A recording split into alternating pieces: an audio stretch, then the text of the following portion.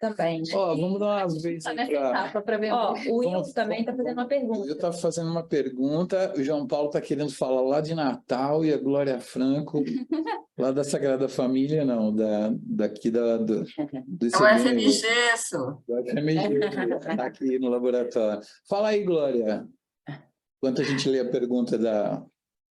Então, primeiro queria parabenizar esse trabalho maravilhoso do Ideia Real. Eu sou muito fã do Ideia Real, viu? Parabéns pela iniciativa, eu adorei ver os modelinhos. E eu sou professora de biologia molecular, né? Aí, outro dia, a minha monitora, que é a Jéssica, ela levou o modelo de DNA para mostrar para os meninos, ela estava dando uma aula de replicação, como parte do treinamento didático dela.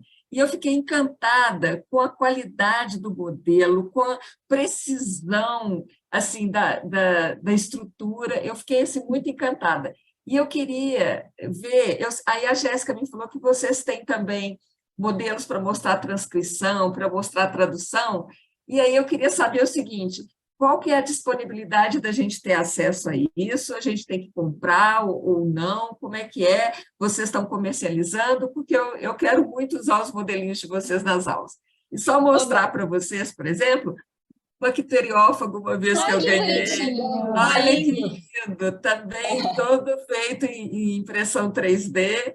E, assim, eu acho legal para, inclusive, assim, em termos de comercialização, para vocês fazerem para congresso, sabe? Tipo assim, congresso de vírus.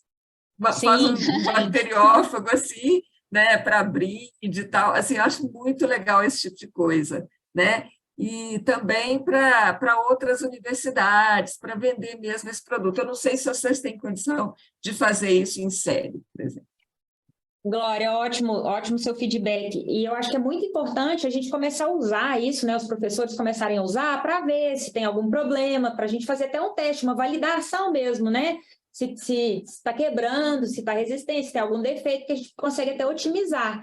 E sim, a gente empresta para os professores, alguns professores pedem, né? A gente só faz uma agendinha para não sobrepor e a gente empresta a maleta para a aula. Vou pedir. Claro, com prazer.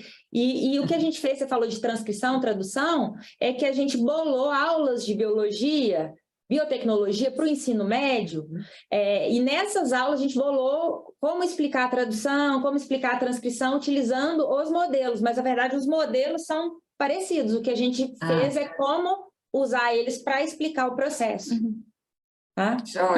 E a escala, para escalar, nós não achamos que a gente tem mais a função de desenvolver. Escalar, a gente está tentando parceiros para fazer essa parte de produção, porque existem fazendas de impressão 3D, ou existe aquele processo de injeção também, que é muito caro também fazer um molde de injeção, mas se produz milhares no mesmo dia. Conheço gente de São Paulo que faz isso aí, hein? Então, assim, a gente está tentando essas parcerias para tentar fazer em grande escala. Legal. Beleza, João obrigada, Paulo, Lisa. Valeu, obrigado, Glória. João Paulo, pedindo para falar uns 2 minutos aqui, por favor, João Paulo. E aí, vocês estão me ouvindo? João Paulo, você está na UFRN, né?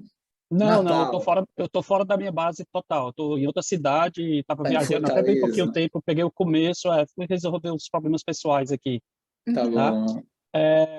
Então, a gente desenvolveu aquele projeto daquele transiluminador fotodocumentador, né? Ele tem conexão com o smartphone, e a grande sacada é que a gente não está usando, a gente não usa ultravioleta, a gente usa LEDs. O custo total dele foi $53. Muito né? bom, João Paulo.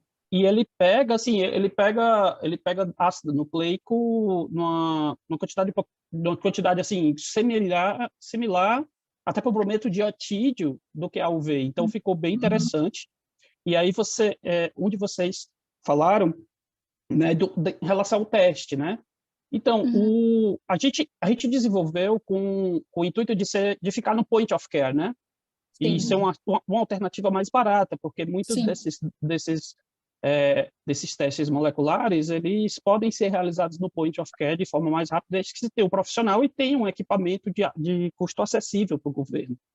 E aí o que aconteceu foi o seguinte, o professor Daniel Lanza, com quem eu tenho a colaboração, o projeto foi colaboração com ele, o projeto de um aluno de doutorado meu, que é engenheiro eletricista e fez doutorado aqui da PPG Bioinfo, né?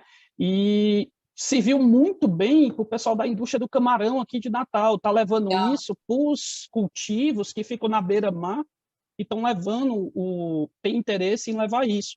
E aí agora a gente está alçando voos maiores que a gente está querendo fazer o PCR em tempo real, também nesse mesmo esquema, utilizando o LET de um pouco mais de pouco custo. Mas assim, a gente ainda esbarra muito, por exemplo, todo o material foi comprado via o material que a gente fez AliExpress. Vou ser bem sincero. Arduino, você usa o quê? Arduino, Raspberry? A gente não, para esse caso aqui a gente usou Arduino e não usamos no Raspberry para baixar a gente queria baixar o custo, ver o mínimo possível, né? Óbvio que esses $53 não está incluindo o custo do smartphone, tá certo? Porque precisa para fazer a conexão e a análise. Mas Parabéns, assim, João Paulo, muito importante seu trabalho, parabéns. E a gente, tipo assim, a PLOS não cobrou para esse artigo, né? E aí eu agradeço até a revista, né? Ok. Então, assim, eu acho que quando falou a ideia do hub e dos testes, eu acho que, tipo assim, a gente podia mandar um projeto desse, ou até mesmo mandar o equipamento para alguns laboratórios, ver como é que faz esses testes. Mas, assim, a gente pensa em saúde humana, a gente tem um pouco mais de cuidado, mas, assim, agropecuária, algumas aplicações que precisam de uma resposta rápida no ponto, né? A gente pode, até inclusive esses que vocês estão fazendo também, eles podem ser utilizados. Obrigado. Legal. Muito obrigado pelo compartilhamento da experiência. Obrigada. Eu acho que só para finalizar, o Will fez uma pergunta, né? Tem uma pergunta a título de... Vocês trabalham com desenvolvimento de imunobiológicos. Isso. Will, eu acho que a sua pergunta é bem pertinente, porque, assim, no Ideia Real, a gente tem uma infraestrutura e a gente tem pessoas que conseguem ajudar com consultoria, experiência, mas o que a gente faz também é conectar, a gente tenta pelo menos, né? A gente não consegue fazer tudo e não faz tudo. Então, procura alguém nos procura para desenvolver alguma coisa e a gente não tem expertise, a gente procura algum professor, algum pesquisador que tem essa expertise e faz essa conexão. Por exemplo, imunobiológicos é minha linha de pesquisa. Né? Então, aí eu tenho um laboratório de pesquisa que a gente faz produção de anticorpo, e aí tem essa conexão. Então, se precisar, por exemplo, do desenvolvimento de imunobiológicos, o Ideia Real vai conectar comigo e eu vou trabalhar ou na consultoria desse projeto, ou na parceria, né? De alguma forma. É mais ou menos assim que a gente trabalha. A última pergunta dele, tem alguma restrição no sentido do projeto para competição voltado para a saúde humana / veterinária? Não, não tem restrição, inclusive pode passar a saúde, né? Pode ser projetos ligados a mudanças climáticas, por exemplo, terapêutica, que mais? Mineração, indústrias, ecologia. Sim. Eu acho que, literalmente, o céu é o limite. Quer dizer, na verdade, o limite... A área de energia também. A área de energia. Tem uns projetos muito legais ligados à energia, utilizando a energia de bactérias. Ai, muito legal. Então, falando nisso rapidamente, eu adoro essa linha. Eles recentemente encontraram uma proteína, né, um polímero proteico, que consegue utilizar a umidade do ar e transformar isso em energia elétrica que é condutiva. Então, ele consegue conduzir essa energia elétrica por meio dessa estrutura, essa macromolécula que vai transformando a umidade do ar em energia elétrica. Então, assim, gente, o céu é o limite. O céu é o limite. Tem tanta coisa que a gente não sabe ainda. Qualquer coisa que você pensar, você pode fazer um projeto com biologia sintética. Não precisa ser só na área de saúde. E eu acho que a mensagem é essa, né? Por isso que é o título nosso. Faça o que você quiser em biologia. Porque qual que é a limitação da biologia hoje para nós? A limitação é o custo, muito. Aí o João Paulo falou, né? Tem alternativas que a gente consegue, tem vários projetos abertos de equipamento, coisas que a gente pode desenvolver. Tem espaço e tem pessoas motivadas. É isso que a gente precisa e com isso a gente pode fazer qualquer coisa. Sim, e eu acho que tem um paradigma de longo prazo, né, da biologia sintética, da biotecnologia, com outras áreas do conhecimento que vão gerar impactos disruptivos. A gente fala, por exemplo, da questão da inteligência artificial, de como que novas estruturas computacionais, de design computacional está sendo repensado, está sendo desenhado. Então, a gente pensa, por exemplo, na possibilidade de construção de uma computação bioinspirada, sabe? Tem muita gente trabalhando nessa área de como unir o inorgânico com o orgânico e como que essa união pode trazer impactos disruptivos para a gente como sociedade. Só para finalizar, tem uma galera muito doida pensando em, de vez a gente guardar memória, né, naqueles grandes campos Fabris, sei lá, da Microsoft, da Google, que tal a gente guardar a memória que a gente tem, bits e bytes, guardar num DNA, né? E isso tudo você anda num tubinho, porque o DNA é super compacto, né? Então, essa é uma das ideias que estão rolando aí pelo mundo. E a ideia de fazer uma biologia conectada, Sim. por exemplo, biologia conectada com a parte eletrônica molhada, né? Que o pessoal fala, estão criando privadas inteligentes para o diagnóstico. Então, por exemplo, a pessoa vai ao banheiro, né? Pode medir na urina algum biomarcador, isso é detectado na própria privada,